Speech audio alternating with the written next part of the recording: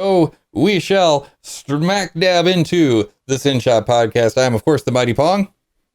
And I'm Krux. And you, of course, are watching the SYN Shop podcast. And tonight, the theme of it is Insert Project Here. We're going to talk a little bit about our upcoming move, the space that we're going to move to. You're going to see some exclusive pictures of that. Pictures of that. And Sneak previews, exactly. And we're also going to talk about doing projects and the struggles that we face as a big part of that. But first, a slightly different announcement on the shop. The shop is, of course, located at 1075 American Pacific Drive, Suite C in fabulous Henderson, Nevada. Now, if you'd like to come check out the shop, we ask you that you do coordinate with us in advance in order to schedule a tour. We also do want to remind you that while you're working at the SYN Shop or just happen to be existing around other humans, to do make sure that you wear your mask and clean tools, surfaces, and materials before and after you use them. Stay at home as much as possible, don't touch your face, and for Pete's sake, wash your damn hands. Now, if you have any questions... my face right now. Ah, damn it.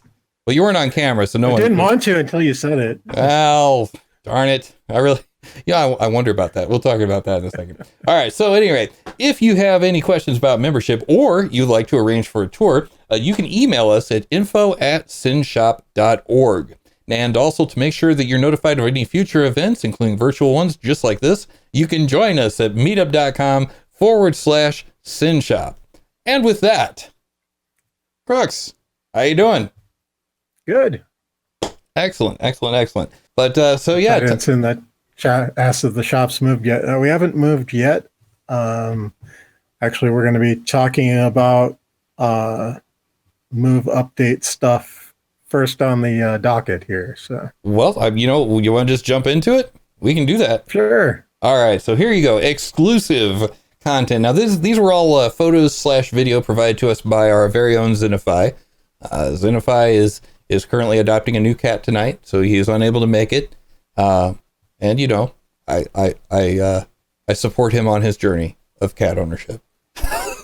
but yes. So these are some pictures that he took of the new space, and this is where you want to tell them? So we're currently in like the process of primarily looking at the space and making sure that all the paperwork and contracts, etc., all look good, trying to get financing and all that stuff in order. So I guess this is currently considered escrow, or I'm not sure what the formal thing is, but we put money down on a place, essentially, say, yes, we want to buy this location. So I believe that would probably be the under contract point. I think that's what it's called. You pay the escrow, but you're under contract. That's the phase I believe we're in. Yeah, I think we have the first 45 days, like you can get your money back, and then after that you're kind of committed. Yeah.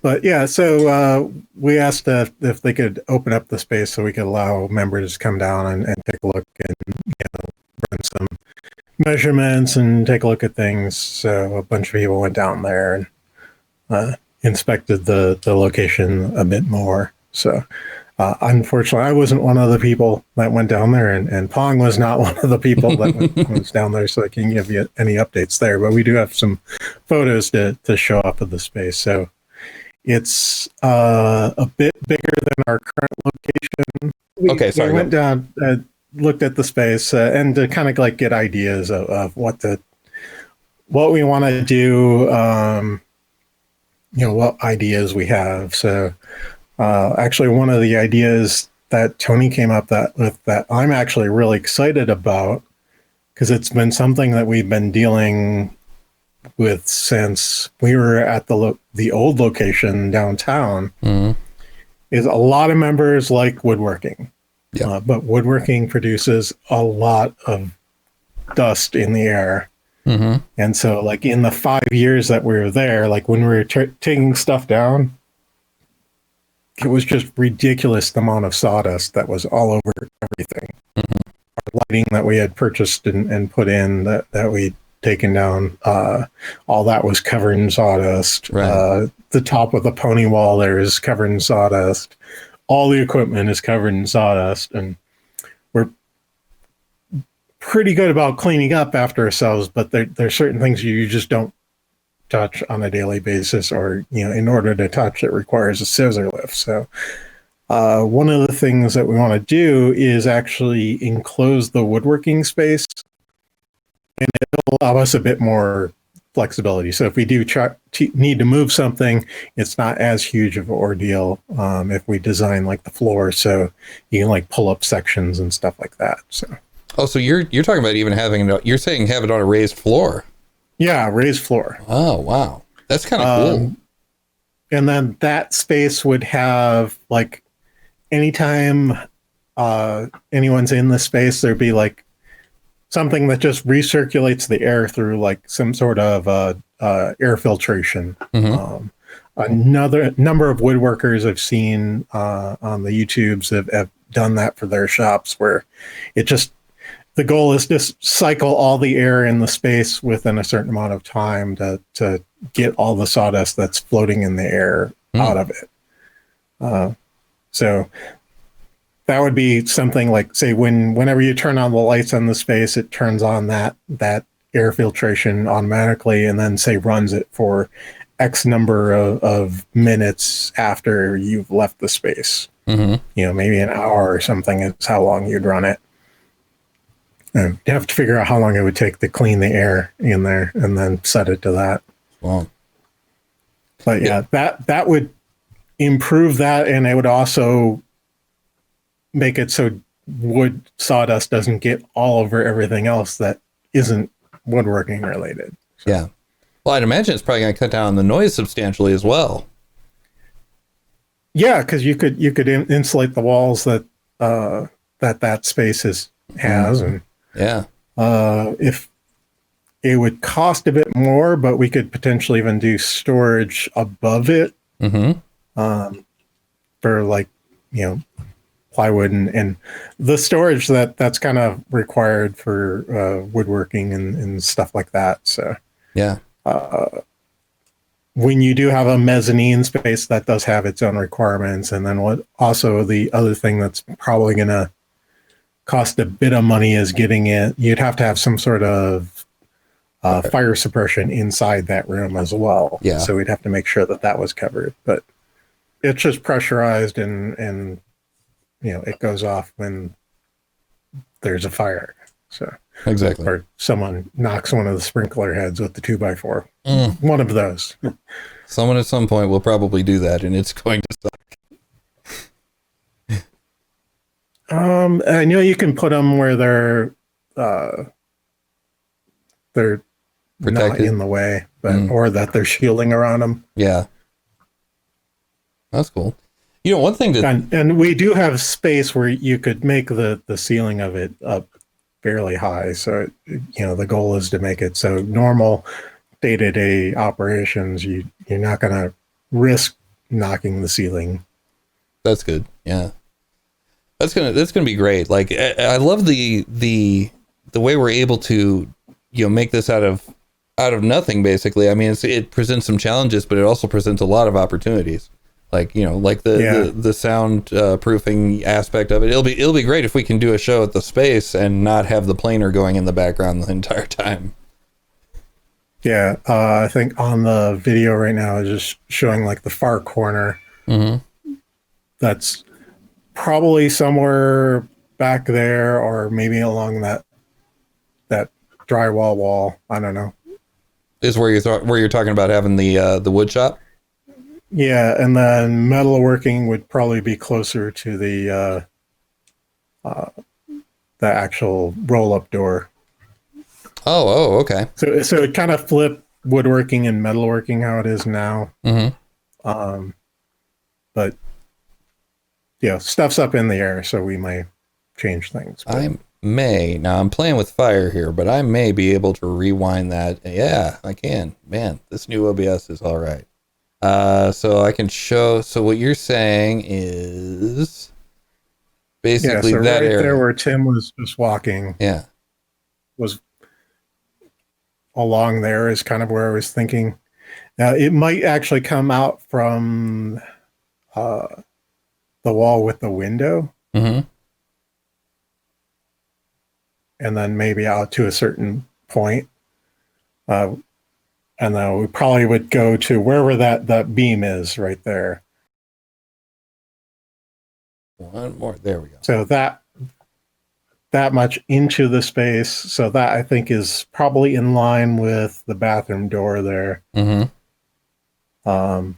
And then it would come out however much it needed to be, whether it's, all the way across the width of the shop or, where the line in the concrete is, or, we'd have to figure it out and figure out how much space we'd need. Yeah.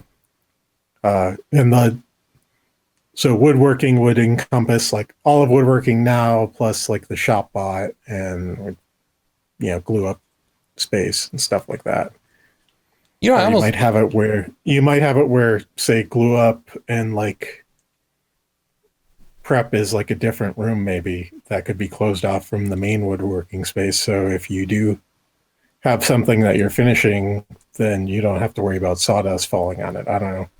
Yeah, I was actually that might be an idea. Yeah, I was just, and I'm just spitballing here. I'm not, married to this idea, but it might not be a bad idea to think about putting the shop bot in its own little tiny room as well. Have the controller for the computer outside of that room. You kind of need to be watching the shop bot like a hawk when you're using it. So that's true. Yeah, those two need to be married to one another. The shop bot and the computer. Oh, and the computer. Sure. Yeah, that makes sense. Well, that's cool. Yeah, no, that's awesome. Another thing I think I'm going to really love, and this was on the video just a second ago. I'm not going to be able to rewind it in time, but there's an actual server room in this place, so that's going to be great. Oh yeah, that's another thing that we're planning on doing, and it's probably going to require some rerunning of the existing conduit, because right now all of the wall plates that you're seeing that have like data lines, all that goes to this like wooden panel in the main area. So we'd have to change that. But I think all of those only have a single RJ45 jack as well. So we would probably want more data run if we're going to do it anyway. So awesome. Well, it's going to be great. Yeah, go ahead. We may also need to look at like cooling that room. Like maybe put like a mini split or something in there. Just because as it is, the servers will warm up the 3D printing room. Right. So I think if it's an even smaller room, it's going to get toasty. So yeah, absolutely. That's one thing I know fairly well is setting up IDFs, because I did that for many years. So. Yeah. I definitely know my way around a 110 block after doing that for Walmart. So, But I'll tell you this: if you need anybody to run any kind of low voltage cabling underneath that raised floor, you're gonna need to call someone else. Because I did my time, man. Raised floors are just the devil. In the post game, I might talk about a famous a photo that you have definitely seen, and my connection to it, of the yellow wall of shame. It's on just about every cable fail forum. There's the yellow wall of shame. I know why it's like that, and I worked at a branch that was exactly like that. Yeah, I'm familiar with that type of setup. Raised floors, man, they are a pain in the tuchus. They're great in a lot of ways, but they're terrible in other ways. But for this application, I think it's a great idea for the raised floor in the woodworking area. That's fantastic. Yeah, I mean, the raised floor won't be. Yeah, it's not going to be like, that's where ductwork and like cable tray is going to be. It's not going to be like a data center raised floor where that is actually a vent space. Yes. Or should be, at least.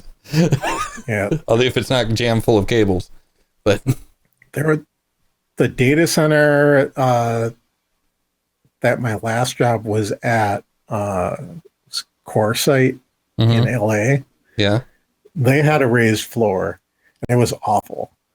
Like, I don't know why anyone would want to host their equipment there, because it was not an acceptable data center in my opinion. Like, because underneath the subfloor, like the concrete was like disintegrating and just like throwing concrete grit all over everything. So, that's like, nice. We wiped off the equipment, and then after working in there for like 8 hours with hearing protection, because you had to, because it was just so loud. Yeah. Like, you could put your fingers over the top of it. It was like there is noticeable grit on this equipment now. That Over the years, I'm sure it was tons and tons and tons, like thousands and tens of thousands of dollars of damage, like if I don't or know. more. Yeah. Yeah. Okay. The company I was working for went bankrupt, and we don't have any equipment in there anymore. So okay. Well, fair enough. Yeah. Huh. I worked at a place that's actually related to the place I'm going to talk about in the post game. But it was the weirdest setup. It was all mesh floor, it was raised floor, but it was all metal grate, basically, for all 3 floors. And so you could stand on the very top floor and look all the way down the bottom. And so you may ask, well, how did they control cooling? Well, at one side of the building, there was a huge vent, like, that ran the entire length of the thing. And it was just pumped out all of the cold air. If you're on one side, it's going to be like 78, 80 degrees. If you're on the other side, it's like 50. That sounds misery. It was. But I would by far and away work there rather than on the yellow wall of shame. So yeah. I'll have to, I got fun. In my data center days, probably the setups that I've seen that I've liked most is been at like Switch, where they have like, it's essentially a pod that, like, they suck in all the air from the outside and then they vent it all up. It's just a nice, efficient design. It's really, really good. Yeah. So, all right. So speaking of clean save, transition into the next topic. Yeah. Well, just to put a bow on that other one. I am super excited to see, what everybody comes up with the space. Cause I mean, like we were saying before, having this opportunity of being able to start with nothing at all is fantastic, because, we're not locked in, like even at the space that we just came from, right, that we're still at today. So we had that pony wall that had to be removed and all that. We don't have anything that has to really be removed as much as added to. So it's going to be it's a clean canvas in some ways. There may be some things that we need to do just for, like, build out of like a classroom space. Yeah. The current office space, there's not a lot there. Right. Like, we could work out of there if we need be, and especially since we'll be moving in there in the cooler months. But one of the things we have always liked with Synshop is having, like, the classroom space with all the tables that we can move around, and then it's just a nice working, hangout, chill space for people. Yeah. That's outside of people working on woodworking stuff. Yes. And very far away from the planer. That part is key. far away from the planer. So I guess, really, speaking of clean slates, I mean, that kind of brings us to one of the things that I wanted to talk about tonight was, when you are looking at a project like this, that's just so massive, like, one of the hardest things that I've found is getting the inertia up to even get started in the first place. You know what I mean? Like, you've got... Yeah, I mean, so it's kind of like if you're, say, starting a coding project or something where, like, there's nothing in your IDE, and, like, where do you even start? Mm-hmm. I have... My answer for that has always been and I do this whenever I'm writing something up, usually. Like, earlier tonight we rewrote some stuff for the show, but, I didn't do that then because it wasn't a big rewrite. But if I'm writing something like long and serious, what I'll almost always do is I will put it in the coarsest language possible. Like, I mean, swear words and all. I want this S to be over here on top of this C and blah, blah, blah, blah, blah. You know, like I will just like go ham. That's living dangerous. Yes, it is. But I don't do that in email. That's in Notepad. That's my rough draft. You know, so, but I find that doing that, it completely unshackles you from the I'm doing work stuff. And it just unleashes the here's what I want to do, damn it. This is it. I'm going to take this crap, I'm going to put it over there and do this with the other thing and blah, blah, blah. Right. And then I put it into normal person English that I would feel okay with my boss seeing. That's usually the immediate next step. And then after that, then I find it easy to go from there to start making pseudocode. And then I can go from pseudocode to actual code. Like if I'm like, you know, I can, you know, I need to get accounts off my freaking back by giving them this crap, you know, or something like that. Just to like, I don't know if it's like a cathartic thing or if it like frees up your brain to do a thing. You know, you get where I'm coming from on that, right? Yeah, I can kind of see where that would gives you a different perspective almost. But exactly. Yeah. Exactly. I usually start with like just you know, line bullet list of steps that have to take place, and those way get refined. Like the initial bullet list may be garbage, and but as I'm working through developing something, you know, that'll get refined, and you know, a lot of times I'll get to a point where it was like, wait, no, this isn't going to work in that order of operation because, you know, I've created a chicken and egg problem or something like that where I can't do this step because this other step hasn't been done yet. Yeah. Or you just have to completely rework how something works. But yeah. Or in your testing, it's like, no, this doesn't work as well as I think it should be. But do you use a whiteboard to do that? I usually start with a text document, but sometimes I'll use a whiteboard. So I have a whiteboard up there, which usually gets erased on Monday because the camera is facing at the whiteboard, and so I don't want my work notes being broadcast. But yeah, it's usually like a list of steps of like the current project or things I need to. Whiteboard stuff is usually things I need to accomplish. Like I need to accomplish, you know, generating random data for X event, and then writing out config files or whatever the tasks are. But that's kind of like the checklist to do thing. You know, if I've completed a thing, I can check it off on the whiteboard, and I feel good that I'm making progress. That is nice. You know, so the cabinets you see behind me, they actually have a white face with glass over the front of it, and I did that specifically so I could use it as a dry erase board, and it works pretty well. But I haven't been using. But I think I'm gonna start that up now that I'm doing, you know, like coding, and I don't know if I can call it coding, but like SQL queries and stuff like that from work. I think I'm gonna start using that again, because the reason I asked that is because I've always found that it's so much easier for me to get my thoughts out if it's on a whiteboard. I don't know why. I don't know, like maybe it's the act of drawing a thing slows your brain down enough to fully think about it. But I find like if I'm typing it out, I'm a lot less likely to, you know, hit on something or to see something a certain way, you know, like to see like what you were talking about before. Like if I do this in this order, that's not going to work. Right. And you see that kind of stuff. I feel easier on a whiteboard, but maybe that's just me. So if you're like drawing out like boxes and stuff of how you would do something like, all right, this widget feeds into this other widget, which then does the other thing. Yeah, the whiteboard's quick and easy for that. A lot of times, though, I want more detail than I'm willing to write out on the whiteboard.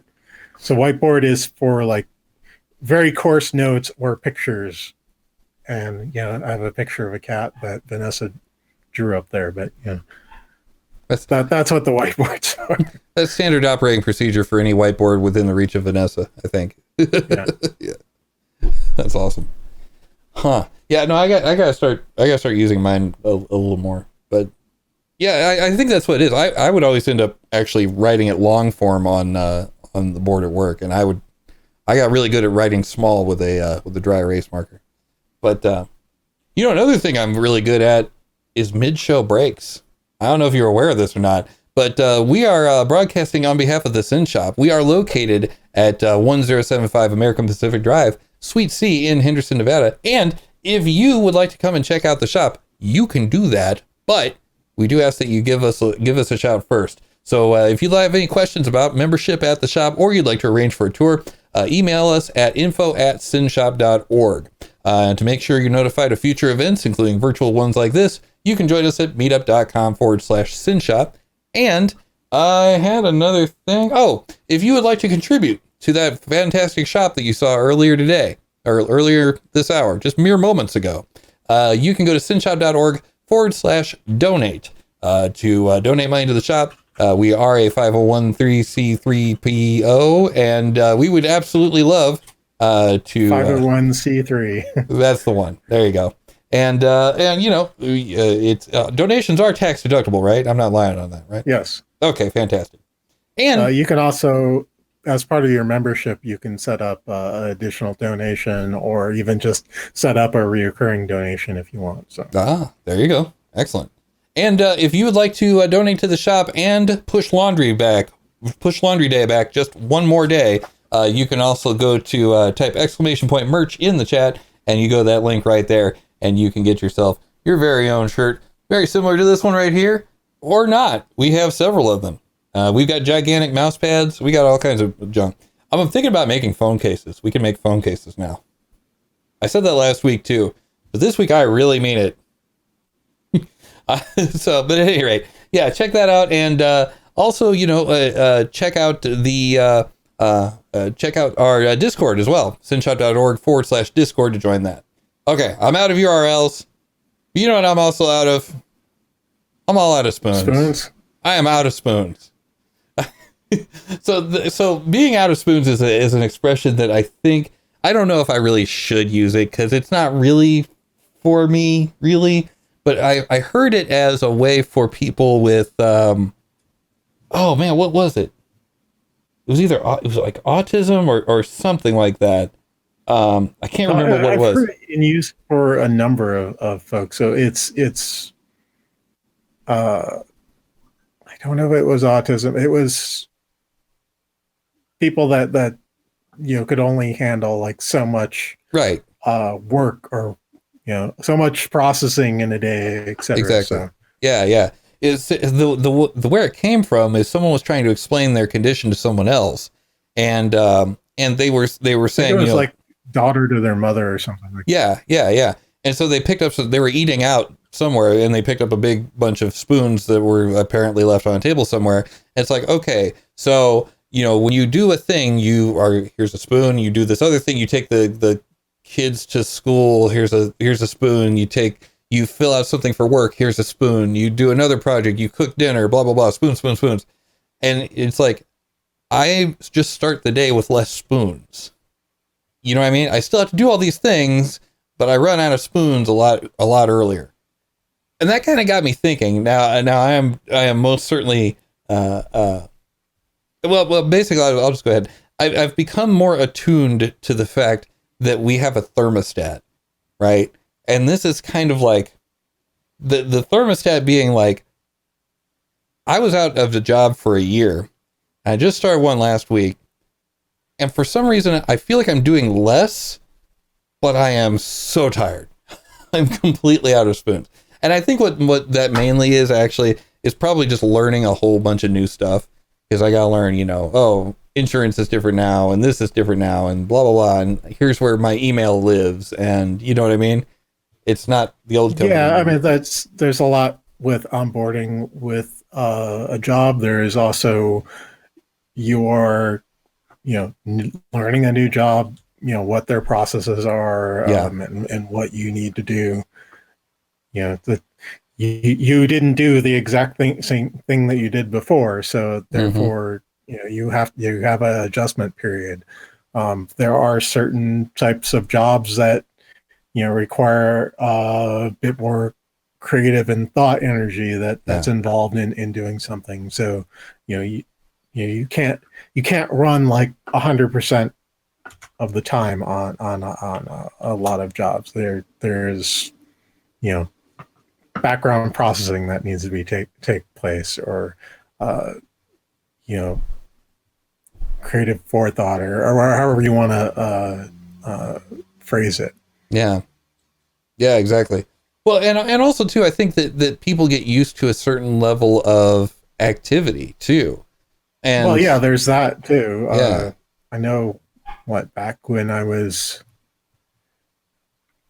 in the military, I was dating this girl at the time, and she was also in the military full time. She had son to deal with, and pets, and house, and all that. Worked another job, just because you don't make a lot of money in the military, plus was doing college, and then also doing social stuff. Somehow managed to fit all that into a normal day. I think any one of those would be like, no, I can't either. I'm done. It's probably one of those things. You get used to it, and you get used to doing all these things and fulfilling all of those things. I mean, the second job was delivering pizza. It wasn't a lot of mental work or whatnot. It was taking pizza, go in car, drive to location, give person pizza, get tip. Yeah. Repeat for a couple hours or a few hours, and then come home smelling of pizza. Which I'm sure that's something I've thought about. Good pizza. Oh, that's terrible then. All right, well, so I don't know. Like it when you run yourself ragged like that, though, it's ridiculously hard to actually like get motivated to do anything at all. Didn't you? You had something about that, didn't you? About I mean, well, just how the pandemic that we're all in now. So there is this additional workload that is on your mind, whether you realize it or not, of just having to deal with the situation everyone is in. So me and my wife. So therefore, everyone has less spoons to do the things that they once could do. Oh, you're so right. No, me and my wife went to the grocery store the other day, and it almost broke us. Because it sucks going to the grocery store now. It's a huge process that you can't just go down to the grocery store and get the thing you need. You have to there's certain procedures you have to follow, and it's not like they're hard, but especially like in the earlier times in the year, like things were changing. So if you didn't go out that often, like it would be a completely different game plan of going to get groceries from the last time you were out. And so you're out there feeling like an idiot because you don't know how to do the simplest of tasks. Well, and then you've got all the people that don't want to do anything that anyone asks them nicely to do. Like there's signs on the floor that says only go in this direction, and they're like, nah, I don't want to. Like, come on, dude. Like, it's not that hard. Just go down the next aisle, come up this one. It's okay. Yeah. Anyway. Man, that's interesting. I don't know why, but I hadn't really thought about that as being an extra load, but it is, because you've got to worry about, so much more, like not only just when you go out shopping, but like everything I do outside the home. It's like, I have to take that into account because, like I'll even wear the I don't know why we're just making this a Corona show, but when I go out to take my dog for a walk, I'll wear the mask too, even though I'm outside and all that, because there are paths that I take the dog down that inevitably, every time I'm not wearing one, there's going to be someone else that just comes barreling up the path like nothing's wrong, and then all of a sudden I'm like face to face with someone. It's just like, no. Yeah, I've actually seen a lot of people, at least in the area I'm at, where they're out walking around, but they're still wearing a mask. And yeah, I mean, that seems prudent. I think so. I've not done a lot of walking around recently, so I probably should. Yeah, same. When I'm out and about, I'm usually in my vehicle, so there's no point in wearing a mask in the vehicle, I don't think. Yeah. The only reason I would say yes is because especially if you're on your way home, if the mask is contaminated, you don't want to touch it, but you can grab it by the strings and, yeah, take it off that way. I don't know. No, and you have the hand sanitizer and all that in your vehicle. But I don't have it. Although keeping it in the vehicle in the summer is not a great idea. So I actually will usually have it on my person at that point. So with all that against you, that, it seems like how do you get to the point where you're actually, motivated to get off your butt and actually start it? You can have all the motivation in the world at the beginning of the project, right? But as you you've got all this background stuff, you've got all this, all the stuff that's in the foreground, like your employment, hopefully, if you're lucky, and still have your job, or we're able to find one finally. You've got all that stuff going on in the background, but how do you get to the point where you get off your butt and do it? Well, I mean, part of it is you have to, one, get something that inspires you to actually start working on a thing. One of the points I made in the show notes was the difference between being motivated and actually doing the thing. Oh, yeah. Because you can think of, oh, hey, I totally want to do this thing. I saw this person on YouTube make this awesome piece of furniture or whatever that you wanted to do that I've been wanting to do for a while. Awesome piece of furniture. And now I understand. Okay. Yeah. Whatever. I didn't hear that right. Arbitrary. That was my fault. Yeah. So you can have the idea of doing a thing. You can even buy parts to make the project, and have them sitting on the shelf back there or over there, etc. Actually getting off your butt and actually doing the project is another thing entirely. So. Yeah. What's really helpful for getting off your butt and doing projects? Streaming it live. I mean, that has actually made a few projects move forward. So yeah. I need to move forward on mine, actually. Speaking of which, I need to make sure I get my stuff together for Monday. But yeah, on Monday nights, if anybody's unaware, on Monday nights we also do a project stream where we work on projects live, yeah.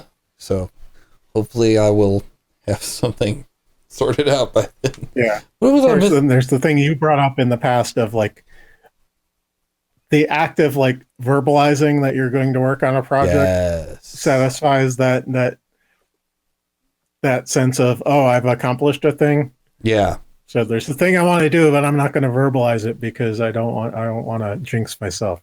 That's clearly, that is definitely the smart way to go with it, for sure. Because as soon as you say something about it, especially if anybody goes, oh, that'll be cool, then your brain's like, oh, all right, I have received recognition, I'm good. We don't have to do that thing. We already did that thing. They already said we were cool. So what's the point of me doing it? Yeah, I guess part of that, I think that's one of the reasons why I do tend to gravitate towards things that are, that fill a mechanical need that I have, right? That I needed an additional light over here, because otherwise my face is half in shadows. It's not bad, but I had a monitor come up that I could use, and there it is. And now I got a remote control secondary light. Pretty cool. So, I had a point with that. Oh, my point was that like, even, if I have this idea, someone can say, oh, cool, but I don't have a light. And until I actually get off my butt and do it, I still don't have a light. So. Yeah, I mean, a lot of times you've had a thing around the house that, I just need to do this one little thing and that'll make, my life way better. Yeah. You need to put a hook in the shower to hang, your sponge on or something. Mm-hmm. Unless you actually go and do that thing, then you've not actually accomplished it. You've only just thought about doing it for however long you put it off of actually doing it. So we moved in not last March, but the March before to the place where I am currently. And I noticed that there was no towel hooks in the bathroom. And so I went to IKEA and I picked up some towel hooks for the bathroom. That was over 2 years ago. You should put those in. I don't understand. Like I didn't even have a job for the last year. What? How did this? Now I did have a lot more streams. Like since I started working, I've completely stopped my game streams. So, and that's fine, but, yeah. So, I mean, like, go ahead. There have been times where like, I've had time where I could have been productive, and it's like after work, and I've been working on a problem that's, may or may not have been frustrating or mentally taxing that day. Mm-hmm. And I just don't want to do anything. I just fire up a video game or something and just do something mindless for, an hour or two. And Among Us is great for that, isn't it? Yeah, that one's fun. That one also, you play with other people, so you get the social aspect. I play Minecraft a lot. Yeah. But I'll tell you one thing that Among Us has done 4/2 me. It makes me terrified of a trial by jury. Oh boy. How fast people swing on someone and for nothing. We're going to shoot this dude out into space because he was standing close to you in a hall. Like, what? I mean, that's kind of sus. Yeah. Well, he was standing by the admin panel not doing anything. I didn't see the bar move, so I don't know. Kind of sus. It is interesting, like that game came out like I think 2 years ago, and for whatever reason, it just became popular just like a little bit ago. I think someone like some famous YouTuber or streamer or something was playing it, and then it got popular, and then suddenly people knew about the game. So yeah, man. I played a variant of it where it was kind of like a hide and seek, but with a known murderer. Oh, okay. So you start out and there's like one person that's the imposter, and you announce at the start of the game that, okay, I'm the imposter, or, you're the imposter, or whatever. Whoever is the imposter says they're the imposter. And then as long as the countdown timer before you can actually kill someone, you can't move. So like you're stuck at the beginning of the game for like 10 seconds, and then everyone runs off and tries to do their tasks. And so if everyone completes their tasks, then then the people that would be alive, that are not the imposter win. And if the imposter manages to kill off enough people, then the imposter wins. So that was kind of a fun change in gameplay. Oh, that is interesting. Huh. Let's see. Do we want to? Yeah, I don't know what it is. So, here's the thing that I noticed. You mentioned Minecraft earlier, and I keep going through these phases where I'll pick something up and I'll get to a certain point in the game, and then that's it. And I do the same with. I notice I do the same with other things too. Like I did that with Satisfactory. Like I have that. I've done it like 5 times now. I'll build it up to where I can make everything that I care to make because I don't do nukes, just because I don't want to make nuclear waste. It's a pain in the ass to deal with, whatever. But I go all the way up to nukes and then stop there. And now I've built everything and I got a factory that's making stuff for no good reason. And it's just throwing it right in the trash can. And I'm good. And then I go play something else. Like, how do you keep from getting to that point? Like you get to this point where there's nothing else to do. Like, and I've noticed you play Minecraft a lot. How do you stay with it? Cause I always had that same thing happen. I'll climb up a tech tree. So we either introduce something new into the game, or like the Nether update came out. So we reset the Nether. So therefore everything that was built in the Nether is no longer there. It's gone. So you have to start from scratch. Yeah. That makes sense. I run carpet mod, and so like one of the guys that develops that, he wrote a script that modifies the way shulker boxes work that make the game more interesting for gameplay. And so there have been some things that's like I hadn't been doing. It's like, oh, I have this thing now, so that makes this task that was normally really annoying a lot less annoying. Okay. Or I'll decide that, okay, I want to do this project and therefore it's going to require resources. So you then have to be able to mass create all these resources in order to do the project. So like, I think the current thing I'm working on is getting all the nether tunnels rebuilt, and they all go out like 1,000 blocks or more. Yeah. So there's a lot to build a 1,000 block long tunnel. So. And you don't have anything like Railcraft where you can, where you can have or Steve's Carts too, where you can have an automated tunnel builder. Like you're doing all this. Actually, we do. So one of the things that Carpet has is you can enable movable tile entities and the ability for dispensers to place blocks. Mm-hmm. And so I actually built a machine that builds a tunnel essentially using redstone mechanics. So. Of course you did.